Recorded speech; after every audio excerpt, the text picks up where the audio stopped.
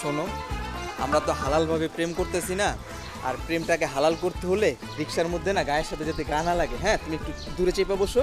ঠিক আছে। আস্তাগফিরুল্লাহ, নাউজুবিল্লাহ, তওবা তওবা। তুমি লাগাই দিলা টাচ। আচ্ছা, গায়ের সাথে গা লেগে গেলে আমি কি করব?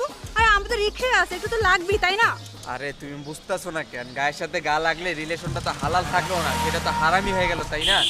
এর জন্য নিজের একটু কন্ট্রোল করো, দূরত্ব মেনটেন করে বসো। ঠিক আছে।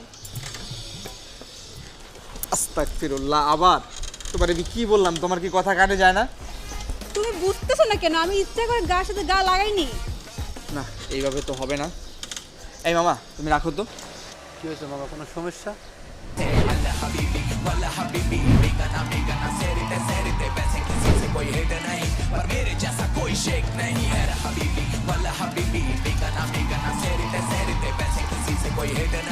আমরা তো একটা